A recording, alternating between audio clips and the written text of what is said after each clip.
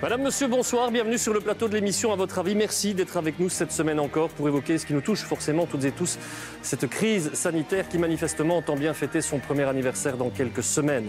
Une crise qui s'étend donc et qui nous touche de plus en plus, tant au niveau de notre morale, bien entendu, qu'au niveau de nos finances. Ils sont de plus en plus nombreux à dire qu'ils n'en peuvent plus, qu'ils sont au bord du gouffre. Et parmi celles et ceux qui souffrent de cette crise, ils sont nombreux aussi à dire qu'il faut prendre des mesures plus dures parce que ce qui s'annonce n'est pas réjouissant. Et dans ce qui n'est pas réjouissant, il y a aussi évidemment l'évolution du virus. Et pour contrer tout ça, beaucoup et de plus en plus parlent de fermeture des frontières, soit tout de suite, soit à l'occasion des prochaines vacances de carnaval. On va débattre de tout cela et je vous présente nos premiers invités. Ils sont autour de la table.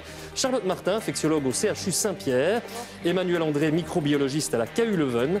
David Claraval, ministre fédéral MR des PME, des classes moyennes et des indépendants.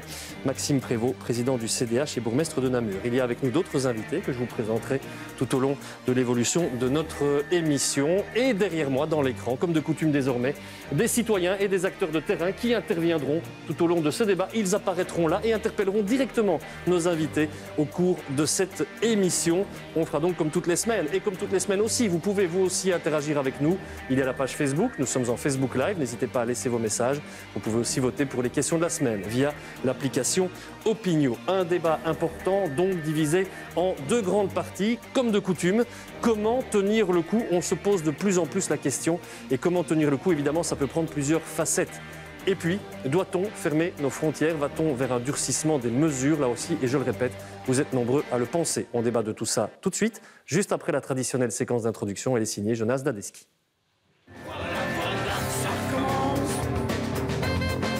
Il pourrait y avoir une recrudescence dans les semaines qui viennent. Ça monte. Non, ça descend, regardez. Même si l'évolution inverse ne peut pas être exclue non plus. Allons-nous vers un troisième confinement? Non, sauf si, oui, à ce moment-là, bien sûr que, peut-être, on verra. On reste à des taux qui sont trop élevés. Dans l'aplatie,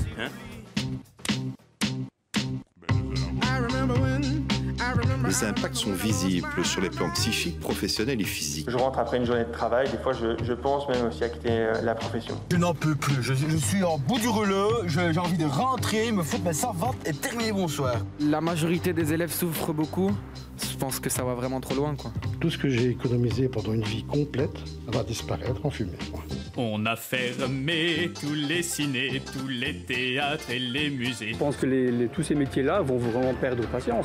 Soyez les bienvenus dans le monde d'après. Le nouveau variant britannique du coronavirus, plus contagieux, représente donc une vraie menace. They take a long time to get better. They're the sickest patients we've ever seen. Certains experts envisagent même une possible fermeture des frontières. Nous avons des douaniers, absolument des gardes frontières, absolument des pros, les mecs. Sur ce qu'on peut jouer, c'est la vitesse entre la propagation de ces nouveaux variants et la vaccination de la population pour se protéger.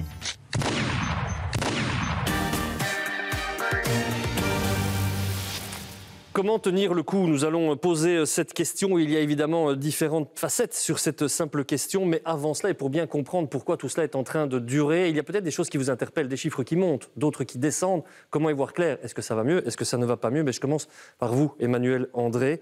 On est dans une bonne évolution ou on n'est franchement pas dans une bonne évolution? Eh bien, on est sorti d'une deuxième vague sans pouvoir descendre vraiment au tapis en termes de nombre de cas. Et donc, on est dans une situation aujourd'hui où on est dans une situation d'équilibre depuis un certain nombre de semaines avec... Aujourd'hui, ces derniers jours, des chiffres qui commencent à monter, certainement à Bruxelles. On a aussi l'introduction de nouveaux variants qu'on sait être plus contagieux, qui échappent au contrôle dans d'autres pays. Donc on doit être beaucoup plus vigilant parce que si ce variant s'introduit massivement dans notre pays, si ces variants s'introduisent, eh bien, il faudra des mesures plus fortes pour maintenir ce même équilibre. Donc c'est aujourd'hui qu'il faut être... particulièrement vigilant. Et on parlera donc de ces mesures, je l'ai dit notamment cette fameuse question de la fermeture des frontières. Je me souviens, Charlotte Martin, qu'au mois de septembre, vous aviez été la toute première sur le plateau de l'émission Question en Prime à dire ce qu'on voit dans les hôpitaux, c'est l'apparition de ce qu'on a connu lors de la première vague. Beaucoup vous avaient dit c'est du catastrophisme, c'est anxiogène. Et en fait, vous ne vous étiez pas trompé. On assistait au début de la deuxième vague. Alors, je ne vais pas vous transformer en Madame Irma de la crise sanitaire, mais ce à quoi vous assistez aujourd'hui dans les hôpitaux, est-ce que c'est un regain des admissions? Est-ce qu'il y a quelque chose d'inquiétant qui se prépare? Alors, en effet, on voit, quand on voit les chiffres qui augmentent dans la population, et maintenant je pense que c'est assez clair dans la tête de tout le monde, que le taux, les admissions qui augmentent dans les hôpitaux, c'est seulement 2 à 3 semaines après. En fait, nous, ça y est, en effet, il n'a pas fallu très longtemps après la remontée des cas pour que depuis 2-3 jours, et donc ça fait que 2-3 jours, donc c'est pas encore dans les chiffres officiels, c'est tout à fait logique. Mais nous, oui, en effet, depuis quelques jours, on a à nouveau des admissions alors qu'on n'en avait quasi plus. Et là, on en a à nouveau tous les jours. Et ça, c'est vrai qu'on reconnaît les signes et que ça nous fait vraiment peur pour un début de 3e vague. Vous me dites oui, vous me dites non, vous me dites on n'en est pas sûr. Est-ce que selon vous, ce sont les signes du début d'une 3e vague? Je pense que ça peut tout à fait l'être, oui. Et je trouve qu'il ne faut sûrement pas de toute façon prendre le risque. Pourquoi est-ce qu'on prendrait le risque de se dire peut-être ça ne l'est pas, ne faisons rien et voyons ce qui se passe? Non, bien entendu. Il faut se dire que c'est probablement ça et faire tout ce qu'il faut pour la juguler maintenant. Les messages, les premiers messages qui arrivent déjà sur Facebook, vous êtes évidemment très nombreux à nous suivre et à réagir. Pascal nous dit « Frustré, envie de bouger, de serrer des amis dans mes bras, marre ». Évidemment, ce sentiment de lassitude, il est de plus en plus présent. Et puis Christiane nous dit « Je n'aurais jamais cru que je serais capable de vivre seule et recluse, mais c'est certain que vivre ainsi ne vaut pas la peine ». Voilà 2 messages de gens qui souffrent évidemment, qui sont touchés dans leurs habitudes de tous les jours. Et puis il y a celles et ceux qui sont touchés dans leurs habitudes professionnelles. Et on a entendu cette lassitude aussi qui s'installe au sein du personnel soignant, du personnel des soins de santé. Audrey Slakta, j'espère que je prononce bien, bonsoir. Vous êtes aide-soignante en maison de repos. On ne va évidemment pas juger du tout, mais vous nous avez dit, je fais partie de ces gens qui ont craqué. C'était assez récemment, 3 à 4 semaines d'absence au boulot. Vous étiez dans quel état ? J'étais tout simplement fatiguée, j'étais vraiment à bout, autant au niveau de mes compétences professionnelles qu'à tous les niveaux, que ce soit au niveau familial, au niveau... À mon propre niveau personnel, j'étais tout simplement à bout. Je n'étais plus capable de pouvoir m'occuper de personnes nécessitant des soins relativement importants, d'avoir une prise en charge globale. Je n'étais tout simplement plus en état même de pouvoir moi-même m'occuper de moi, tellement j'étais dans un état de fatigue vraiment extrême. Vous nous avez dit, quand on a préparé cette émission, j'ai pu remonter la pente, et c'est important d'aller dans les maisons de repos avec le sourire, d'avoir envie de sourire aux gens, de les motiver. Si on n'a pas ça, on ne peut plus venir au boulot, on ne peut plus faire ce travail fondamental. Mais vous dites aussi qu'aujourd'hui, vous constatez que beaucoup sont en train de craquer et en train de flancher autour de vous. Oui, l'équipe accumule la fatigue. Certains n'ont pas eu l'occasion ou ont tout simplement gardé le cap par rapport à la crise que nous avons traversée, que nous sommes toujours en train de traverser. Et l'accumulation, tout simplement, se fait sentir et des personnes craquent au quotidien. On a la chance de pouvoir se soutenir en équipe, ce qui est très important, mais cela n'empêche qu'au bout d'un moment, le corps craque et le psychologique aussi. Avec parfois aussi ce sentiment de ne pas être suffisamment respecté dans votre boulot. On va venir dans un instant avec cette surprise, mauvaise surprise au moment de découvrir la prime qui vous avait été promise et de découvrir son montant finalement exact dans votre poche. Mais c'est interpellant ce qui se passe évidemment au niveau des soins de santé. On a recueilli cette donnée que vous avez peut-être vu passer dans l'actualité toute récente. Plus de la moitié des soignants se dit aujourd'hui fatigué et 1 sur 5 veut quitter le métier. La situation devient à ce point pénible dans les couloirs des hôpitaux? Oui, je pense que vraiment on sent l'épuisement, d'autant plus quand on prononce le mot 3e vague. Il y a beaucoup d'énervement tout de suite, même si on a envie de préparer les choses au cas où elle survient quand même, etc. Il y a en effet beaucoup de réticence à ne fût-ce qu'envisager. Parce que tout de suite, les gens sont un petit peu, je pense, en phase post-traumatique et ont du mal à envisager cela. Il y a beaucoup de tensions, des événements qui d'habitude sont gérés avec sérénité, n'arrivent plus à être gérés avec sérénité. Les gens s'énervent beaucoup plus vite. Il y a plus d'agressivité, que ça soit du côté des patients, des familles, du personnel soignant. Et on peut tout à fait comprendre. Il y a aussi plus d'absents. On a aussi perdu des gens. Il y a déjà des gens qui ont démissionné, que ce soit dans les maisons de repos, dans les hôpitaux. Il y a des gens qui ont démissionné, il y a des gens en congé maladie longue durée. Et voilà, tout ça, ça se sent, oui. On ne juge évidemment pas, mais il faut être conscient de cette réalité-là pour anticiper peut-être ce qu'on est en train d'annoncer lentement mais sûrement. Maxime Prévost, David Clarinval, on a beaucoup entendu parler de ce secteur des soins de santé qui souffre depuis 1 an et qui parle souvent de manque de considération. Vous avez l'impression que les autorités, aujourd'hui, ne font pas suffisamment attention aux appels depuis 1 an? Ah mais hélas, monsieur Daoust, ça fait bien plus longtemps qu'une année que l'ensemble du personnel soignant n'a pas le respect qu'il mérite. Déjà, avec le milliard d'euros d'économies que Mme Wilmès, à l'époque ministre du Budget, a validé avec Mme De Blocq, mettant une pression dingue sur un personnel qui pourtant n'arrêtait pas de crier au secours, parce qu'il avait besoin de renfort, parce qu'il avait besoin de revalorisation. Ça fait donc des années qu'il y a une pression que le CDH dénonce sur le secteur des soins. Et vous y ajoutez récemment le manque total de respect avec un gouvernement qui taxe une prime, qui l'octroie au départ pour gratifier le personnel pour sa mobilisation de première ligne durant toute cette crise depuis le début. Et puis alors, Bardaf s'est l'embardé, on déchante. Je vous interromps parce que je voudrais justement entendre ce qu'on en pense. Et puis évidemment, réponse tout de suite de David Clarinval. Audrey Slagta, je reviens vers vous. Vous avez voulu cette prime, cette fameuse prime dont on est en train de parler là maintenant. Vous vous attendiez à combien et vous avez finalement reçu combien ? Alors, en sachant que la prime qui avait été promise était en fonction du temps de travail et en fonction de l'état de prestation à partir d'une certaine période à une telle période, sachant déjà tout ça, en sachant déjà que la taxe était bien évidemment de mise, hein, on n'allait pas s'attendre à autre chose. Moi, actuellement, dans mon portefeuille, en tant qu'aide-soignante, travaillant en temps plein, en ayant travaillé pendant toute la période Covid, j'ai reçu la somme de 446 € net. Et vous vous attendiez à combien ? Je ne m'attendais pas énormément plus, étant donné la taxation qui était déjà très importante de base. Mais je suis quand même très, très triste. En fait, je ne me sens absolument pas considérée dans mon travail. C'est tout simplement désœuvrant. Je trouve même ça irrespectueux par rapport à la profession et aux efforts qui ont été prodigués à tous les niveaux et certainement dans les soins de santé plus particulièrement. Mais c'est finalement une interpellation directe que vous faites aux autorités et au gouvernement fédéral représenté ici par David Clarinval. Beaucoup ont dit, on ne comprend pas, on s'attendait à 900 €, puis on découvre qu'on est taxé, très taxé, sans compter que certains nous disent on va même encore être taxé sur notre fiche fiscale prochainement. C'était une fausse promesse, c'est un malentendu, les gens ont mal compris, vous plaidez un peu coupable, il y a eu une erreur à ce niveau-là, il faudrait une autre prime ? Qu'est-ce que vous pouvez répondre ? Permettez-moi d'abord de répondre aux milliards d'économies de Sophie Wilmès. Ce n'est pas tout à fait exact. Il faut savoir que les dépenses en soins de santé ont augmenté, certes avec un taux de correction moindre, mais les dépenses en soins de santé de l'État, du gouvernement précédent ont bien augmenté. Donc c'est faux de dire qu'il y a eu 1 milliard d'économies en soins de santé.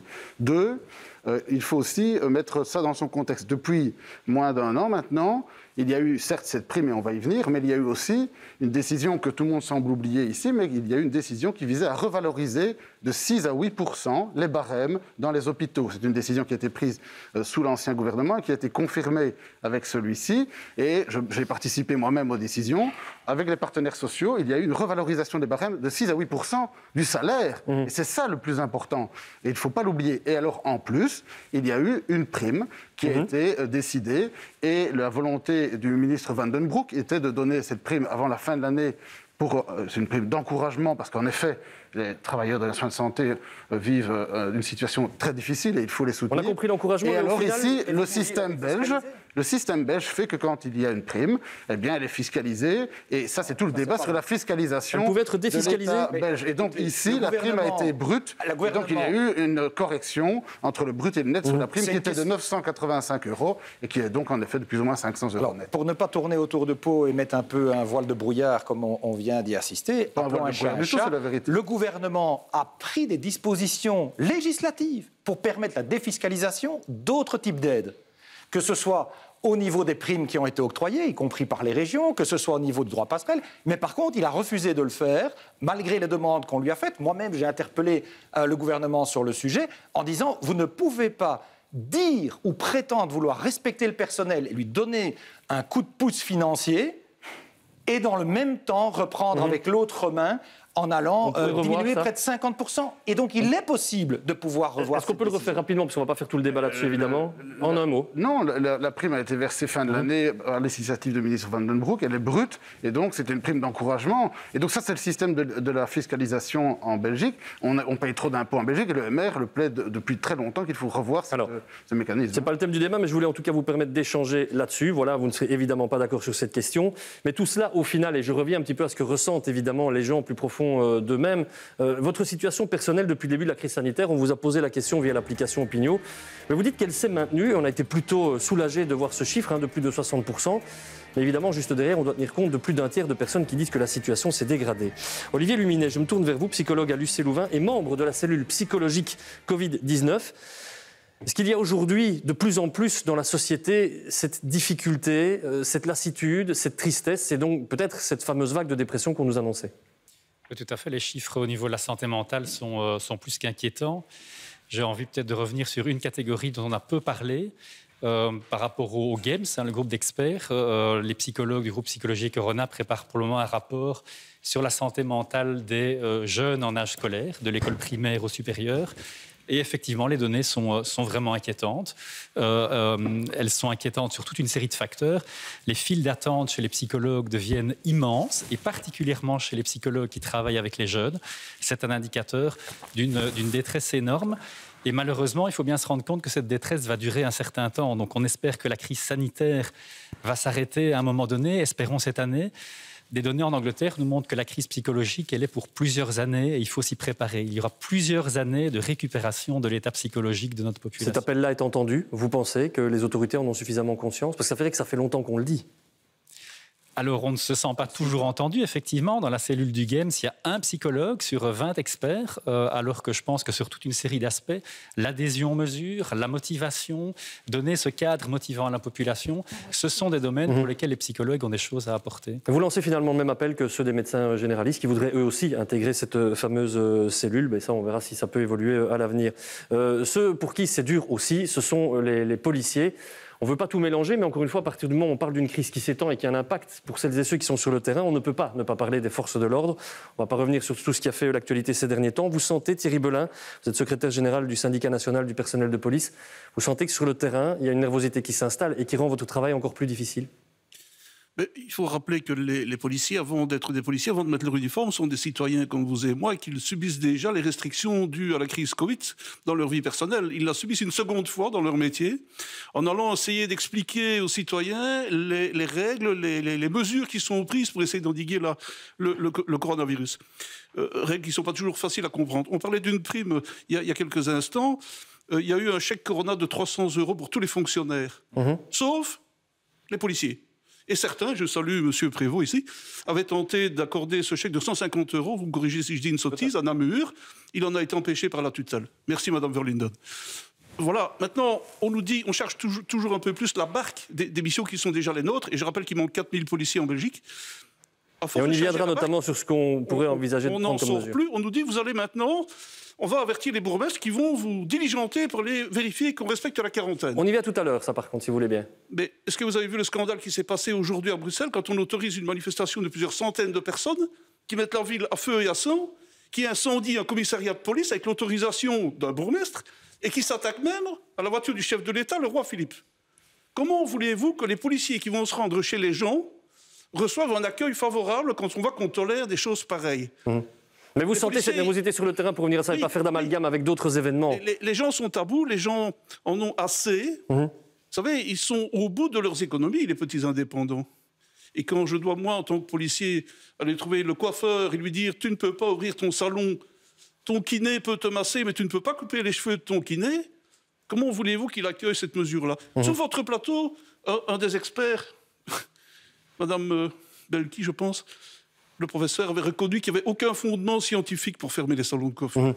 Comment voulez-vous que les policiers soient reçus favorablement par les citoyens? Évidemment.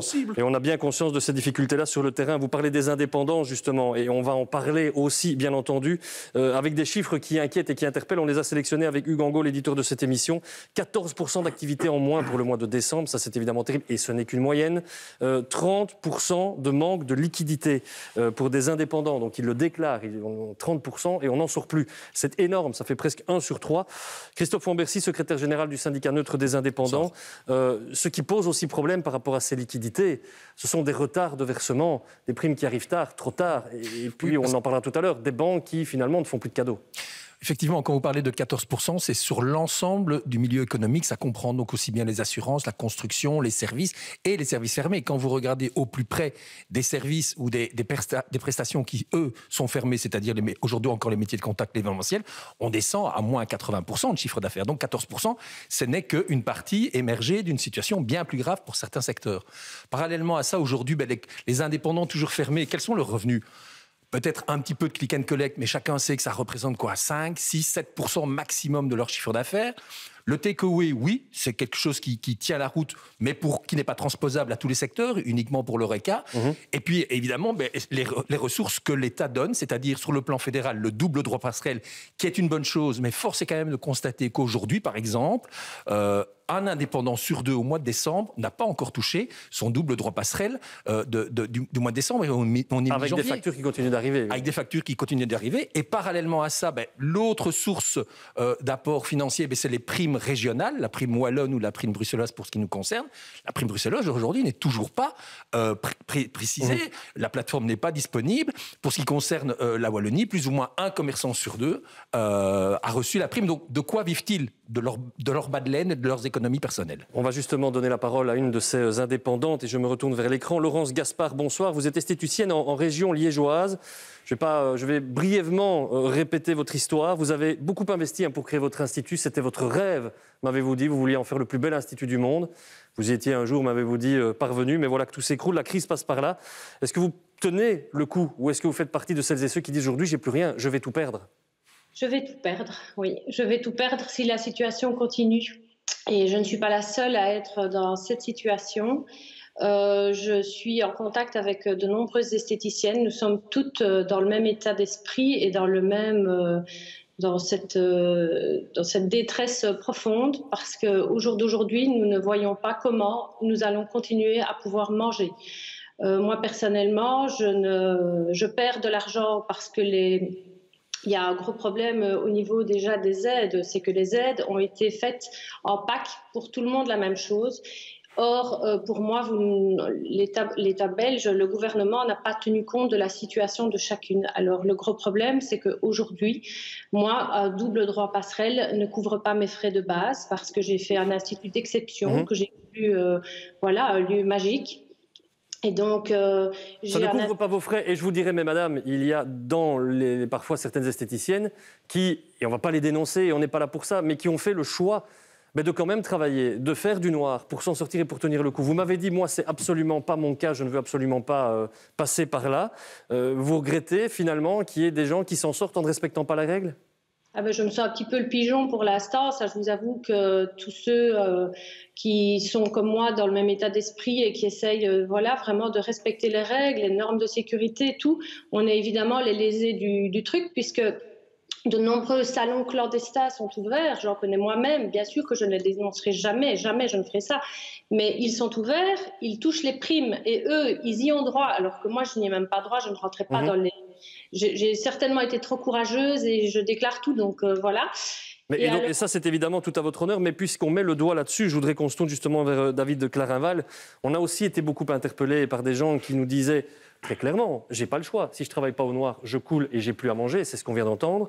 Et puis il y en a d'autres qui disent non, je respecte la règle. Et beaucoup nous ont dit mais qu'est-ce que l'État attend pour justement traquer un peu plus le travail au noir ? Ça va pas régler la crise sanitaire, je vous l'accorde.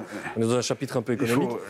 Mais qu'est-ce que vous répondez à ce qu'on dit là ? Les gens en aide finalement sont en train de couler. Moi, j'aimerais bien qu'on arrête cette caricature. La plupart des indépendants aujourd'hui respectent les règles. La grande majorité des indépendants respectent les règles. Il y a quelques fraudeurs, et c'est dans tous les secteurs, mais cette caricature-là, c'est inacceptable. Aujourd'hui, la détresse des indépendants, elle est aussi grande que celle dans les hôpitaux. Elle est terrible. Les indépendants sont vraiment au bout du rouleau. Et donc, la première des choses qu'il faut faire pour eux, c'est leur donner une perspective. Il faut leur dire quand est-ce qu'ils vont pouvoir retravailler. Et leur dire pourquoi ils ne travaillent pas. Parce qu'en effet, les métiers de contact, il y a une double injustice. L'injustice de ne pas pouvoir travailler et l'injustice de se rendre bien compte qu'en fait, scientifiquement, il y a quand même peu de raisons qui empêchent les métiers de contact de pouvoir travailler. Donc il faut leur donner une perspective. Oui, mais je suis désolé. Il faut leur donner une perspective de pouvoir réouvrir le plus rapidement possible et en tenant compte évidemment de la situation sanitaire, en mettant peut-être des protocoles plus stricts, mais en tout cas, il faut leur permettre de rouvrir le plus vite possible. Ensuite, deuxième chose, il faut maintenir les aides qui existent aujourd'hui. La double passerelle, elle existe.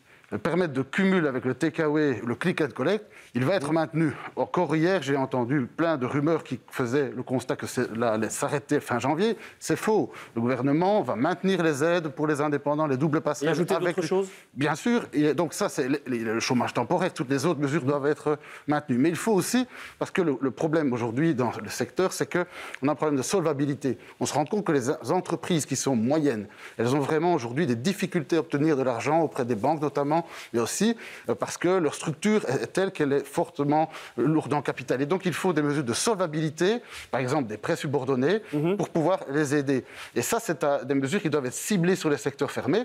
Et les régions, parce que la double passerelle, c'est pour permettre aux indépendants de manger, faire face à ces frais généraux, à ces charges. Ça, ce sont les régions qui doivent apporter leurs primes. Et donc, il faut qu'il y ait des mesures à court terme, ouvrir rapidement, moyen terme, enfin, prolonger les aides, moyen terme des aides ciblées et le plan de relance. On a compris, à long donc terme. il y aura beaucoup de choses et on va discuter justement de cette communication parce que je pense que vous avez un avis assez intéressé là-dessus, juste avant sa réaction de Maxime Prévost.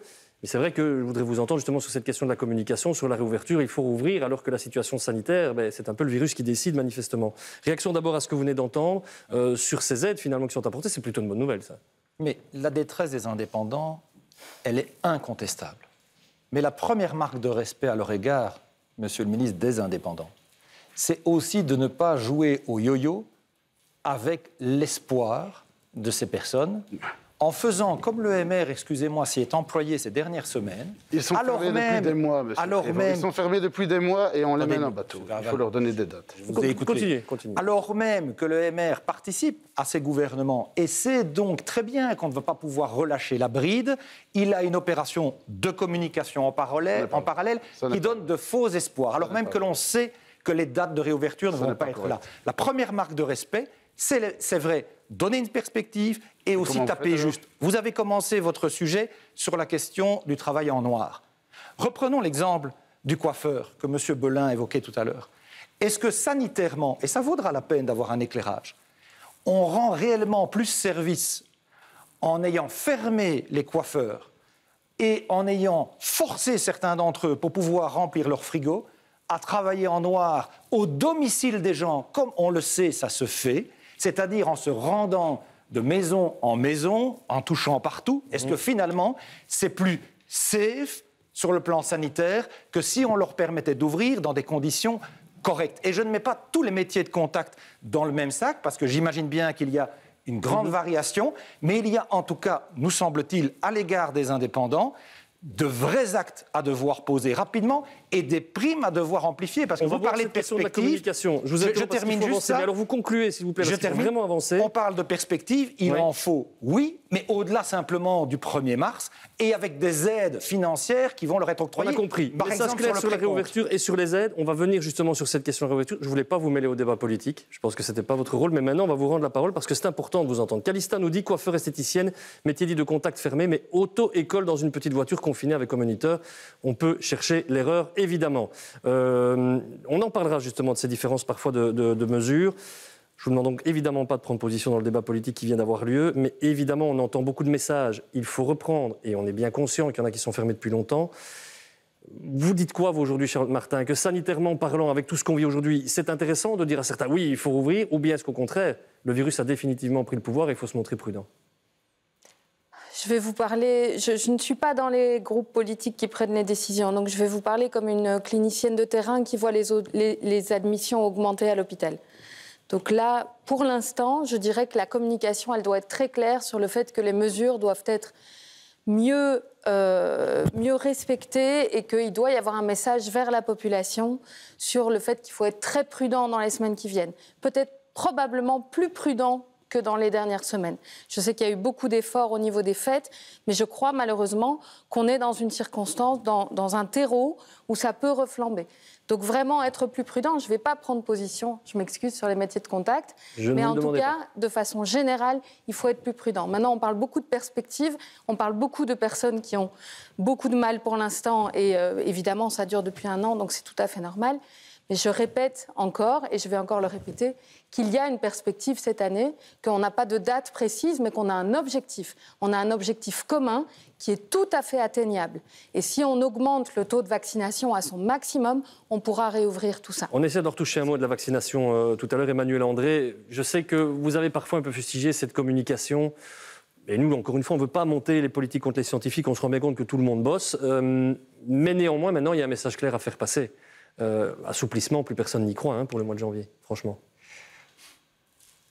Le mois de janvier est un mois compliqué, on l'annonce déjà depuis un mois. On sait d'où on vient, on sait on connaît les risques liés à ce mois-ci, et donc il ne faut pas donner des mauvaises illusions. Je crois que ça, c'est le premier point, c'est être honnête, être franc sur le fait que c'est le virus qui décide, et à nous de nous adapter au mieux. Et donc, pendant la première vague, on a vu beaucoup de gens très très fragiles devoir aller chercher des colis alimentaires. Donc, c'était les premiers à tomber. Cette deuxième vague, elle atteint encore plus de monde, et on voit d'autres personnes fragiles, les indépendants d'autres métiers qui sont en train de maintenant souffrir très fort. Et ces gens ont besoin, certes, de perspectives, mais il ne faut pas mentir avec les perspectives.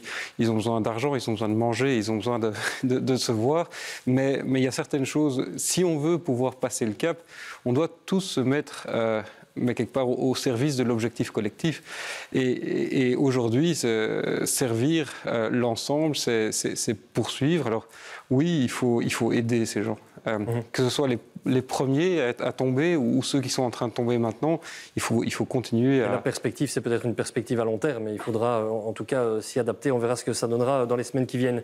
Des messages sur les réseaux sociaux. En voici encore un, celui de Jackie. Il est humain de demander des perspectives. Les politiques qui plaident pour cela peuvent-ils garantir ces perspectives pour les prochaines semaines, mois? Je crois qu'évidemment, personne ne peut prédire quoi que ce soit en la matière, vu l'incertitude, l'évolution du virus, et encore plus depuis l'apparition de ce variant. Mais vous avez mis le doigt sur quelque chose d'important. C'est justement, encore une fois, celles et ceux qui ont besoin d'aide et qui les réclament. Et on va donner la parole à Toto Bongiorno, que certains connaîtront peut-être, puisqu'il a connu, lui, la crise de la Sabena, c'est tout autre chose. Il est aujourd'hui restaurateur bruxellois. Il a décidé de se lancer dans la restauration avec des investissements, et on les devine derrière vous, Monsieur Bongiorno, en préparant l'émission, vous m'avez parlé de 3 200 € d'investissement pour justement mettre ces panneaux qu'on devine derrière vous, pour instaurer donc de la sécurité dans votre restaurant. Tout ça, ça a coûté de l'argent. Vous vous sentez aujourd'hui abandonné? Mais personnellement, je ne dirais pas que moi je me sens abandonné, mais je pense que, vous savez, aujourd'hui, ça fait des mois, les restaurants, ça fait 8 mois qu'ils sont fermés sur 12. 8 mois sur 12 où on ne rapporte pas d'argent. Donc, je ne sais pas, je ne me sens pas abandonné, mais on a quand même l'impression d'être les dindons de la face. Vous savez que vous avez affaire à des gens qui sont passionnés, des gens dont leur métier, nous sommes des artisans, nous créons. Aujourd'hui, je fais des lasagnes aux truffes avec un produit noble, je dois le mettre dans des cartons, les envoyer dans des cartons en take-away. Est-ce que vous vous rendez compte l'insulte que ça fait quelque part? Cela dit, je pense, Sacha Daoud, que le problème, moi j'ai pas envie de faire Gosette et j'ai pas envie de jouer Les Misérables de Victor Hugo ce soir. Mais en attendant, vous avez des restaurateurs. À Bruxelles, il y en a des milliers. La région bruxelloise est très silencieuse. Elle ne paye pas à temps les gens. Elle ne paye pas les primes. Elle ne paye pas la passerelle encore parce qu'il y a des problèmes de ci et de là. Je pense qu'arriver à ce stade... Parce que les banques, elles vous avaient donné un petit laps de temps. Est-ce qu'aujourd'hui, les banques encore vous donnent ces mêmes aides-là? Parce qu'on a beaucoup parlé des aides. Je voudrais qu'on parle maintenant de ce que les banques vous octroyaient ou ne vous octroient plus. Alors, les banques, moi j'ai par exemple le premier confinement, la banque m'a soulagé 6 mois. Mais à la place de reporter ces 6 mois, parce que je ne rentrais pas dans leur calcul, et il fallait avoir des financements après le 20 avril, donc je ne rentrais pas dans leur moule quelque part. Après les 6 mois, le 7e mois, j'ai dû rembourser mes 6 mois plus le 7e mois.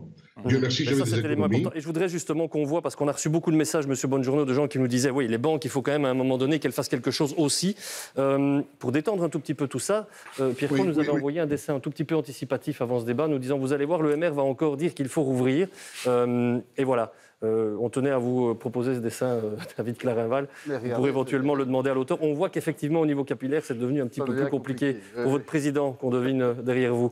On redevient sérieux, évidemment, et heureusement qu'on entend le sourire de Pierre Kroll dans ces débats.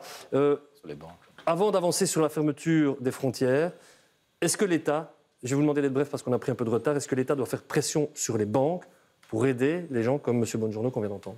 Mais bien entendu, les banques ont pu être renflouées à juste titre pour sauver l'ensemble de la mécanique qui a plusieurs années à coût de milliards. Aujourd'hui, elles doivent être au rendez-vous de la solidarité. Ce n'est pas normal que parce qu'elles ne gagnent pas assez sur les prêts ricochets, elles incitent finalement à faire des prêts à l'investissement. On devrait pouvoir caper aussi à 6%, par exemple, plutôt que 14%, les taux sur les crédits de caisse. Ça, c'est du concret pour les indépendants. Les banques devraient être appelées à la barre pour plus de souplesse, mais aussi les assurances. Moi, je suis vraiment sidéré du silence. J'ai pu interpeller monsieur le ministre Clarinval et d'autres depuis des mois déjà sur la nécessité que les assurances qui continuent de percevoir les montants sans réellement contribuer largement. Deux choses très claires, banque et assurance. Rapide réponse, 30 secondes si vous voulez bien. Écoutez, l'État fédéral a mis à disposition 55 milliards d'euros de garantie pour que les banques puissent prêter aux entreprises. Quand on demande à la Banque nationale, elles disent que globalement, ils ont prêté. Mais quand on analyse les chiffres, on constate qu'en fait, ils ont fait des sélections. C'est-à-dire que certains secteurs ne sont pas aidés suffisamment. Et donc, par exemple, l'ORECA, les banques ne prêtent pas. Et donc, elles prêtent sans doute, mais pas nécessairement aux secteurs qui sont les plus en souffrance. Et donc, ça, c'est un vrai problème. On a mis en place un groupe de travail solvabilité au sein du gouvernement, avec Van Petegem, le ministre des Finances, qui dirige cela, pour mettre en place notamment différentes solutions, par exemple, les prêts subordonnés. C'est oui, c'est non. Est-ce que le gouvernement va faire autre chose? On a fait déjà beaucoup. Les banques, manifestement, ne l'utilisent pas nécessairement comme c'était prévu. Il y aura donc, on va corriger. Oui, on le fait, c'est en cours, pour qu'ils orientent vers les secteurs qui sont vraiment les plus demandeurs. Très clair, il y aura donc un rappel très clairement à l'ordre au niveau des banques. Merci de l'avoir dit, de l'avoir précisé, et on espère que ça donnera un peu de baume au cœur à ceux que ça concerne. On va maintenant s'intéresser à ce que vous pensez de l'évolution sanitaire et des mesures, parce qu'évidemment tout ça fait mal, pour beaucoup ça ne peut plus durer, mais ça risque de durer. Que faut-il faire alors? On vous a posé la question ce matin dans les rues de Mons. Regardez. Qu'est-ce que vous pensez de la fermeture des frontières? Est-ce que vous pensez qu'on doit passer par là pour retrouver une vie normale et venir à bout de ce coronavirus? Je pense que les mesures d'un pays à l'autre sont tellement variables. On est un peu perdu dans tout ça. C'est compliqué dans un but de travail. Après, au niveau touristique, je pense que c'est dû à chaque personne de prendre à mes consciences, de faire attention. Bon, il y a une circulation certainement avec les frontaliers, mais on ne va quand même pas les empêcher de voir leur maman de l'autre côté de la frontière. À voyager comme ça un peu partout, c'est un risque que le virus se propage plus rapidement. Que pensez-vous des mesures concernant les retours de voyage? C'est vraiment des atteintes aux libertés. Plus les règles sont strictes, au moins elles sont respectées en général. Leur société n'est pas suffisamment civilisée pour. Ce que j'entends, c'est que beaucoup de gens ne se font pas tester et passent au-delà de la quarantaine. Plutôt instaurer une idée de responsabilité dans la population plutôt que de punir tout le monde. Et donc on va fermer les frontières parce qu'on fait confiance à personne. Et par rapport au vaccin, qu'est-ce que vous en pensez? Je n'arrive pas encore à me positionner par rapport au fait de devoir le faire ou pas. Est-ce que j'en ai envie ou pas? On ne sait pas non plus si avec la nouvelle variante, la vaccination sera suffisante. Pourquoi je serais méfiante? Parce que tous les gens qui proposent ça, les experts, je crois qu'ils savent ce qu'ils disent quand même. Dès qu'il est là, je me fais piquer, ça je vous le dis tout de suite. On ne va pas tomber dans la caricature, évidemment, et on ne va mettre la responsabilité sur le dos de personne, mais Pierre Kroll a jeté un petit coup d'œil sur nos dernières vacances, sur l'été dernier, par exemple. Celles et ceux qui se sont rendus à l'étranger ont-ils ou non un impact sur certaines courbes? Regardez ce qu'il nous a envoyé en prélude à ce débat. Il a en tout cas un avis qui semble l'indiquer, c'est assez clair. Emmanuel André, la ministre de la Santé en région Wallonne, Christine Montréal, a plaidé ce matin pour une fermeture des frontières lors des vacances de carnaval. Pas question de se rendre à l'étranger. Faut-il le faire? Première question. Et est-ce qu'on peut se permettre d'attendre encore 5 semaines pour décider? Donc on sait que les voyages, ça a toujours été un problème dans cette pandémie. On se souvient des vacances de carnaval passées. On sait aussi que pendant l'été, il s'est passé beaucoup de choses avec du tourisme de masse également qui a réimporté beaucoup de cas en Belgique. Ici, maintenant, on voit bien que non seulement il y a des cas d'importation, mais en plus de l'importation de variants beaucoup plus contagieux. Et on sait que pendant les vacances de carnaval, il y aura de nouveau cette tentation, cette volonté d'aller s'échapper. Et donc ce besoin, il est là dans la population, il est légitime. Mais qu'est-ce qui s'est passé ici maintenant pendant les vacances de Noël? Il y a un pays en Europe qui a dit « nous, on ouvre nos stations et nos restaurants sur les pistes ». Et en plus, on accepte des regroupements de autant de personnes. C'était beaucoup plus agréable qu'en Belgique. Ça a créé un appel d'air. Et puis maintenant, c'est au reste de la société à encaisser. Je vous pose la question, qu'est-ce que vous pensez justement de ça? Fermeture des frontières, interdiction des voyages à l'étranger, pour autant évidemment qu'il n'y ait pas de voyage essentiel dans le tas. Mais vous en dites quoi? C'est utile ou pas? Donc, diminuer au strict minimum tout ce qui est mouvement, c'est nécessaire. On n'a pas le choix. Tout de suite? Ou on peut se permettre d'attendre les vacances de carnaval? On doit déjà agir maintenant. On sait que des mesures comme celle-là, elles mettent du temps à s'implémenter. Donc, si on veut restreindre très fort les voyages, il ne faut pas prendre les gens en dernière minute. Il ne faut pas leur annoncer... Vous me dites aujourd'hui, enfin vous dites aux Belges, en tout cas qui nous regardent, vous dites aujourd'hui très clairement, il faudrait que les autorités disent ce n'est plus déconseillé, c'est interdit, point barre. Je n'ai pas la légitimité de dire au gouvernement ce qu'il doit faire, mais je pense qu'aujourd'hui, on est en train de, à chaque fois, relancer des phénomènes épidémiques parce qu'on a été trop lax sur les mouvements qui au final... Je vais vous demander votre avis là-dessus dans un instant, Charlotte Martin. Et le témoignage qui va suivre ne va pas manquer de vous interpeller, mais je salue déjà le fait que cette personne nous ait contacté en nous disant voilà, moi je vais partir à l'étranger. Eric, c'est un prénom d'emprunt évidemment, nous a contacté dans le courant de la journée et nous a dit voilà, moi je suis jeune, je suis plutôt contre la fermeture des frontières. Dans 2 semaines, je compte me rendre à l'étranger, je vais aller skier en Suisse avec des amis. Vous dites que vous respectez, je tiens à le préciser, vous respectez toutes les mesures depuis le début et que vous comprenez bien la gravité de la situation, mais là vous dites vraiment j'en peux plus. Vous voulez partir quand même, donc, malgré le fait qu'on déconseille. Pourquoi tenez-vous à tout prix à partir en Suisse alors que c'est fortement déconseillé ? Alors, je ne pense pas que ce soit à tout prix. Moi, j'ai toujours respecté tout ce qui était distanciation sociale, etc. Je n'ai pas pris de vacances. Bon, je suis étudiant, donc je suis déjà en fait confiné. J'ai mes cours à distance, etc. J'étais un des premiers, même dans mon entourage, à être pour un reconfinement, notamment en octobre, lorsque le gouvernement, les autres écoles et universités sont passés en code orange. Pour moi, ils auraient dû déjà aller en rouge. Mais bon, il se fait que j'ai respecté. Vous n'avez pas l'impression de prendre un risque et de faire prendre un risque aux autres, finalement, celles et ceux que vous risquez de croiser, sans savoir peut-être que vous êtes contaminé, on va refaire la liste des asymptomatiques, mais vous rentrez, il y a un risque. Vous allez prendre un risque là-bas, vous allez croiser des gens. Vous partez quand même ? Alors, moi je pense que bon, c'est pas clôturé, mais je vois pas, disons, quel est le risque en fait d'aller là-bas. En Suisse actuellement, donc il est fortement déconseillé. C'est pas un pays où il y a des grands risques dans le sens où il n'y a pas forcément de nouveaux variants. Puis c'est un pays qui est en zone rouge exactement comme la Belgique, et je pense concrètement que j'ai beaucoup moins de risques à aller dans un petit village, dans un petit chalet en montagne, plutôt que d'être comme actuellement à Bruxelles. Où en fait je prends le métro, je fais mes courses. Là, j'ai un risque qui est plus important à mon sens. Mais donc voilà, ce genre de message, on en a reçu aussi beaucoup d'autres gens qui étaient partis, eux, à l'étranger, qui nous ont dit, moi je suis parti, et vous savez quoi, j'ai respecté tout, j'ai été d'une prudence incroyable pendant tout mon séjour. C'était dur, c'était compliqué, mais vraiment, je n'ai pas l'impression d'avoir fait prendre des risques. Qu'est-ce qu'on doit répondre à cette personne et à cet individu, Charlotte Martin ? Sans le juger, encore une fois, on n'est pas là pour ça. Non, tout à fait. Et je peux comprendre qu'on ait envie de s'enfuir. Je crois que tout le monde a envie de s'enfuir pour l'instant. En tout cas, moi, j'ai envie de m'enfuir. Mais je pense par contre que je pense que c'est important dans les semaines et les mois qui viennent, et aussi pour la vaccination, vous allez dire que je parle tout le temps de la même chose, mais d'arrêter de compter sur les autres. Je pense qu'il faut se responsabiliser soi aussi. Je crois qu'il l'a très bien fait jusqu'ici, et il faut lui demander de se responsabiliser encore quelques temps. Pas très longtemps, parce que voilà, quand il sera vacciné, quand beaucoup de gens seront vaccinés, on pourra vraiment relâcher pas mal de choses.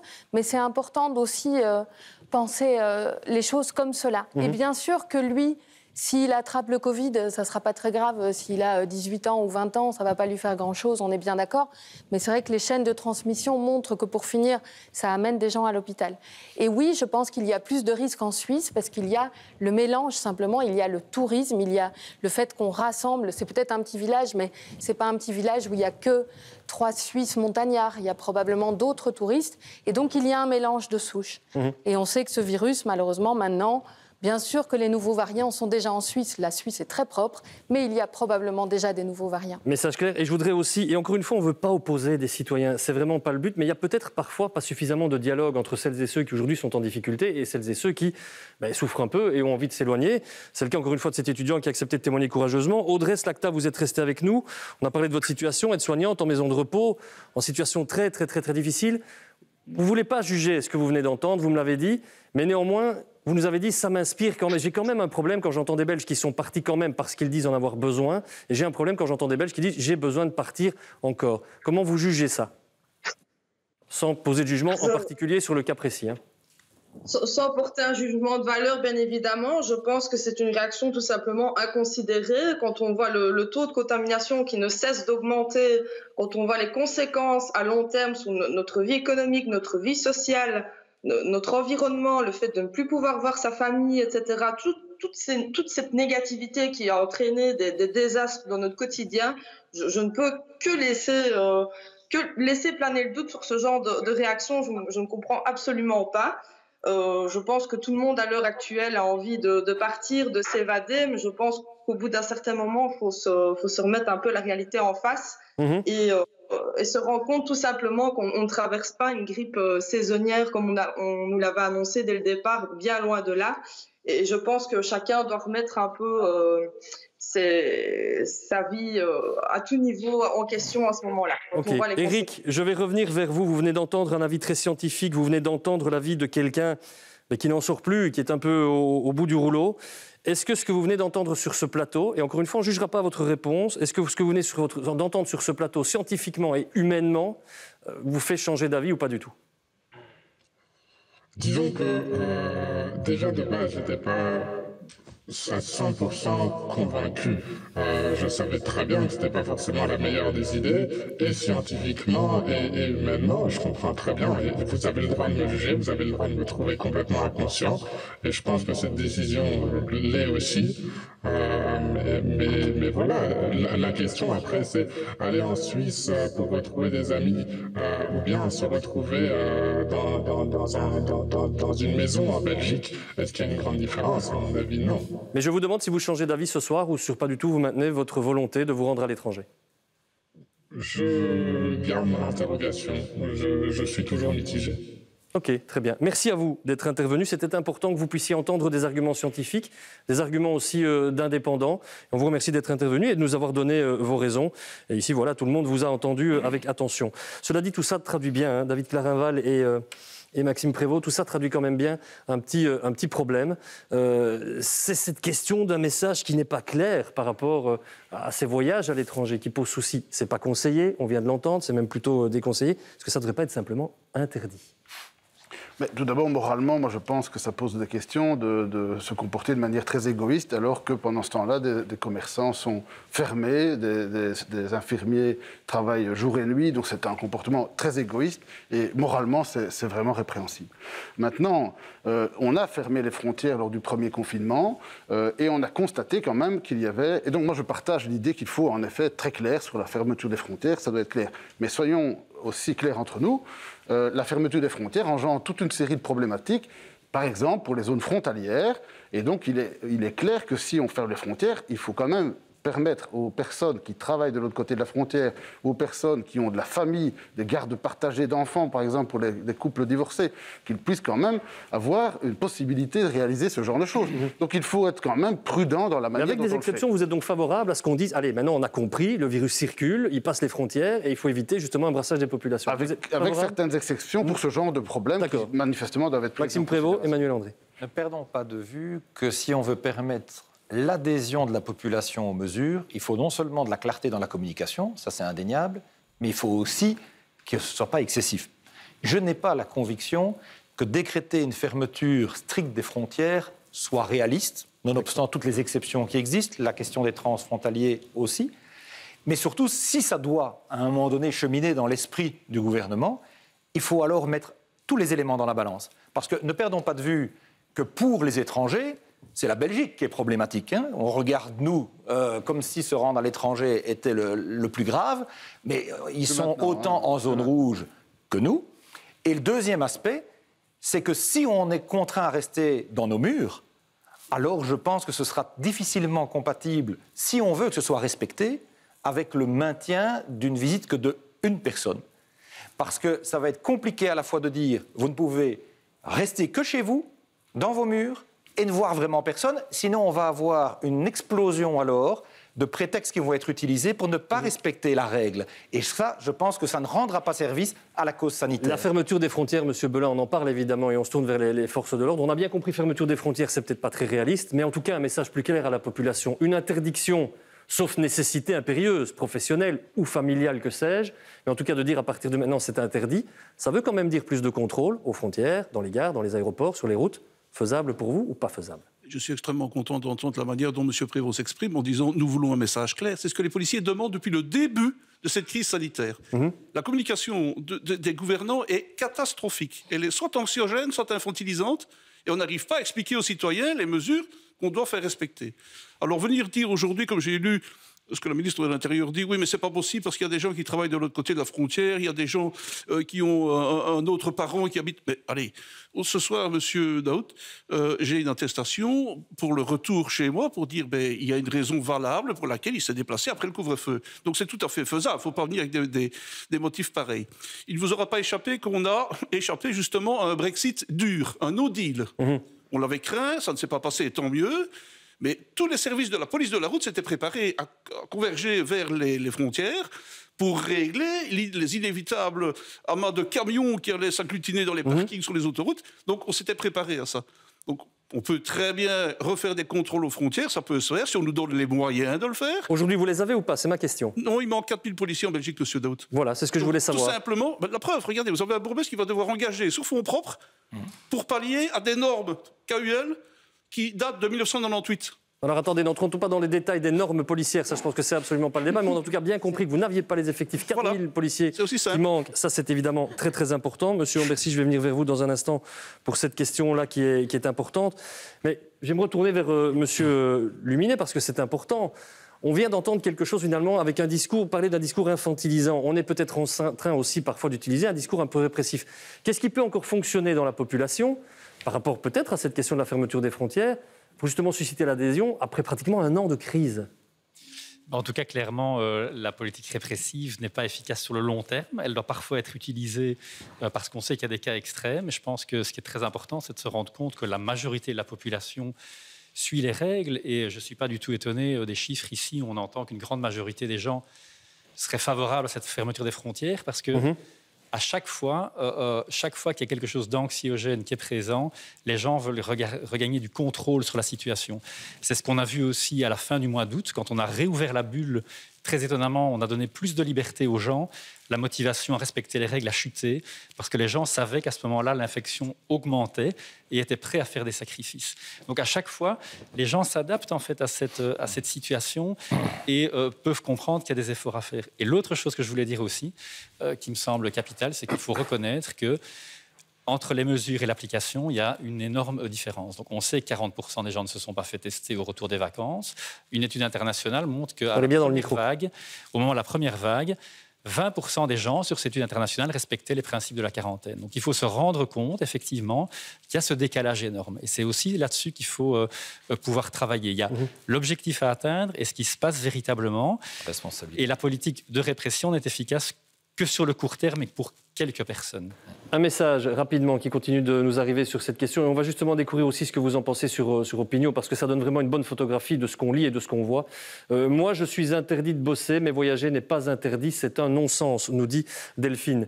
Cette question de la fermeture des frontières qui a beaucoup et très souvent été assimilée à une atteinte à notre liberté fondamentale, celle de nous déplacer librement, elle semble susciter aujourd'hui un peu d'intérêt au sein de la population. Encore une fois, ce n'est pas un sondage, mais très généralement, ça donne une bonne photographie de l'opinion de celles et ceux qui nous regardent. Faut-il fermer les frontières?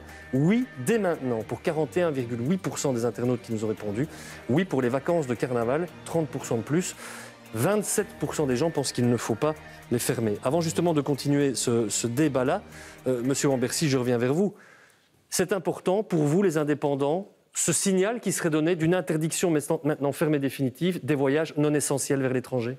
C'est clair que sur le plan économique, il ne faut pas fermer les frontières pour les entreprises, sinon ce n'est pas moins 14%, ce sera moins 30%. Par contre, les métiers qui sont aujourd'hui toujours fermés, on s'accroche à une lueur d'espoir du 22 janvier prochain, en disant que peut-être, sous certaines normes, etc., on pourra réouvrir, s'entendre dire ensuite que peut-être on ne pourra pas réouvrir pour cause de comportements pour lesquels ils n'ont aucune responsabilité, puisqu'ils sont fermés. Donc ils n'ont absolument pas participé à la propagation du virus. C'est assez violent à comprendre. J'entends qu'on parle qu'il faut responsabiliser les citoyens. Mais avec le commerce, avec les indépendants, on n'a pas pris cette option-là. Hein. On a dit, vous fermez. Et lors d'un dernier débat où j'étais ici, on a évoqué la troisième vague, on dit, on refermera les commerces. On aurait pu vous dire qu'il était fortement déconseillé. Et qu'il faudrait responsabiliser. Et d'ailleurs, le commerce, les indépendants, les coiffeurs se sont responsabilisés, puisqu'il y a des protocoles sanitaires qui ont été appliqués et qui ont été respectés. Donc, ce double discours où d'un côté il faut responsabiliser et ne pas infantiliser le citoyen, mais que de l'autre côté on ferme purement et simplement parce que les conditions ne sont pas là, ça aussi c'est très difficile à faire passer. Rapide réaction, David Clarinval, Maxime Prévost. Donc j'ai bien compris qu'on n'excluait rien du tout. Mais sur ce discours un peu différent, on a imposé aux indépendants, on a dit aux Belges, on vous le déconseille fortement. Il y a peut-être eu un discours un peu difficile à comprendre, une différence de discours difficile à comprendre. On peut corriger le tir à ce niveau-là. Moi, je répète que j'ai dit que j'étais pas favorable à la fermeture des frontières, avec des exceptions pour le travail, avec des exceptions pour les vies de famille, etc. Donc moi, je suis tout à fait d'accord avec M. Ambercy. Et je rappelle qu'il y a déjà eu une fermeture des frontières lors de la première vague, mais qu'on a constaté qu'il y avait des problèmes majeurs qui étaient engendrés. Donc il faut aussi tenir compte de l'expérience de la première vague pour corriger éventuellement le tir, et certainement pendant les vacances qui s'annoncent, parce qu'on peut encore imaginer que certains voyages soient importants de manière pour l'économie, pour toute une série de choses, mais par contre pour les vacances, moralement, ça pose vraiment question. Oui, ok. On entend bien ça. Il y a aussi la problématique du respect de la quarantaine, qui, semble-t-il, pose un énorme souci. Vous avez notamment déclaré, Maxime Prévost, pas question que mes policiers commencent à jouer au baby-sitter. Je ne vous cache pas que dans la population aussi, on a vu beaucoup de messages qui disent mais c'est aussi le rôle de la police d'aller faire respecter finalement cette règle qui est bonne pour l'ensemble de la société. Ça fait très répressif, je vous l'accorde, mais il y a une espèce d'attente aujourd'hui de la population par rapport à ça. Oui, mais attention, il faut pouvoir aussi que chacun, comme le disait le professeur, se responsabilise. Il ne faut pas toujours attendre que tout soit fait et balisé par les autres et s'exonérer de son propre effort. Ce que j'ai dit par rapport à la police, c'est que si effectivement on m'indiquait une liste ciblée de personnes qui volontairement, manifestement, ne respectent rien des règles en se fichant des conséquences que ça peut avoir, alors je n'ai pas de problème à y dépêcher ma police pour lui tirer l'oreille et lui rappeler les choses. Mais par contre, au départ, on nous a informé que le gouvernement wallon allait nous indiquer toutes celles et ceux qui étaient susceptibles de devoir respecter une quarantaine, et on devait envoyer les policiers regarder par le trou de la serrure ou la fenêtre si oui ou non elle était respectée. Et c'est là où j'ai dit, les policiers n'ont pas vocation à commencer à babysitter chacun. Chacun doit se responsabiliser. On attend déjà aujourd'hui des policiers qui contrôlent le port du masque, qui contrôlent le couvre-feu, qui contrôlent le non-rassemblement. Ils sont eux-mêmes sous pression, avec parfois des effectifs en moins, parce que des personnes sont en quarantaine. Donc il faut arrêter d'attendre tout de l'autorité publique. Nous allons faire notre part du job. La police fait le sien dans des conditions, ça a été rappelé par M. Belin, qui sont très délicates. Et effectivement, il ne faut pas croire qu'ils vont être accueillis à bras ouverts avec un grand sourire. Quand même faire le job. Mais chacun ne peut pas pour autant s'exonérer de sa propre responsabilité de citoyen. Deux courts messages, et puis on va terminer sur cette fameuse note d'espoir de ce qui a commencé chez nous et qui semble s'accélérer un peu. On retrouve un peu le sourire quand on parle du vaccin, c'est pas plus mal. Myriam nous dit, vous n'avez pas le droit de disposer de notre liberté, nous ne sommes pas des enfants. Ça, on l'a beaucoup lu, et c'est ce que je disais tout à l'heure, atteinte à la liberté de mouvement. On en vient donc à la question du vaccin, parce qu'elle est fondamentale. Ce qui est en train de se passer en ce moment en Belgique, avec une adhésion, semble-t-il, plus forte à la question de la vaccination, c'est la preuve que la bataille est peut-être tout doucement en train de se gagner, même si ce n'est pas encore pour tout de suite. Il y a eu plusieurs batailles. Il y a eu découvrir un vaccin, faire ses études cliniques, faire en sorte qu'il soit, qu'on ait suffisamment de preuves que pour l'accepter d'un point de vue médical. Et puis maintenant, il y a eu la bataille de l'acceptation du vaccin, et on voit que ça a évolué très vite.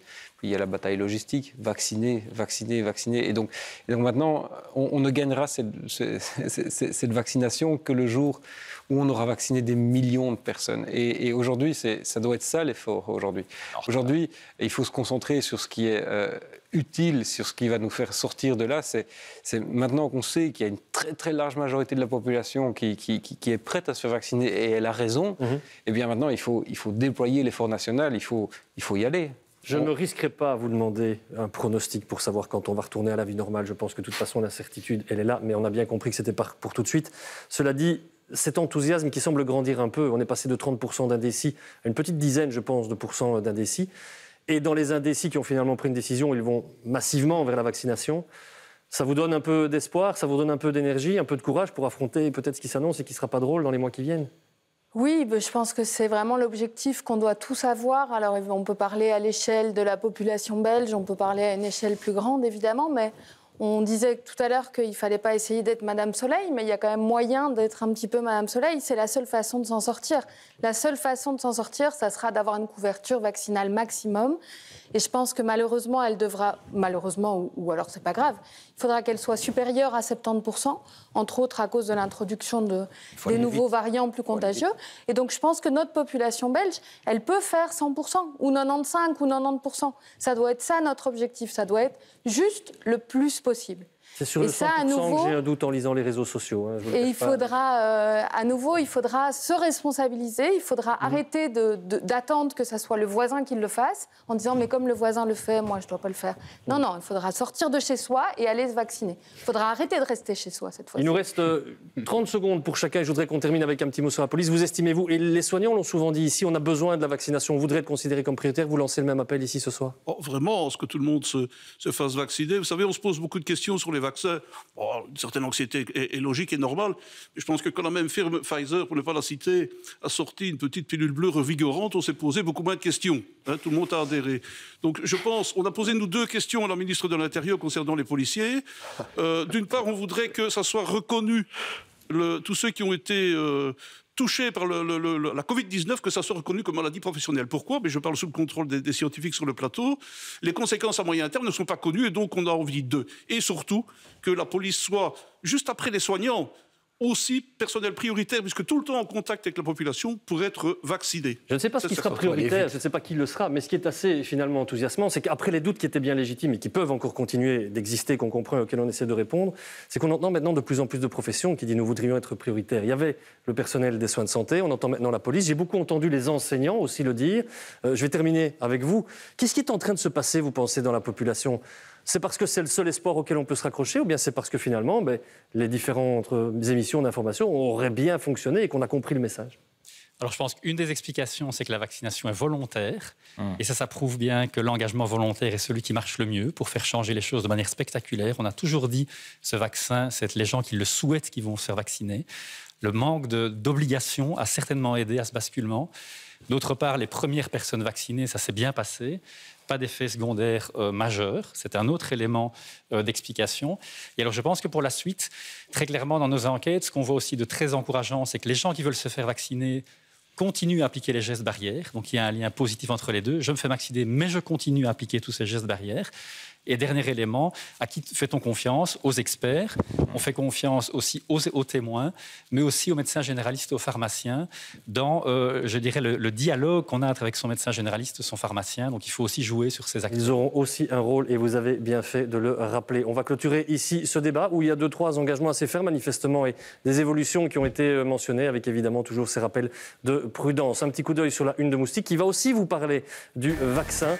L'espoir malgré tout, c'est vrai, et on répond encore une fois très précisément aux grandes questions qui se posent sur cette vaccination. Un grand merci à nos invités de ce soir, toujours dans des conditions particulières évidemment. Un grand merci à toute l'équipe qui m'a permis de vous présenter ce débat. Un grand merci à vous de nous avoir suivis nombreux en télévision et sur les réseaux sociaux. Je vous souhaite une excellente fin de soirée. Prenez soin de vous, ça va s'arranger. Courage, à bientôt.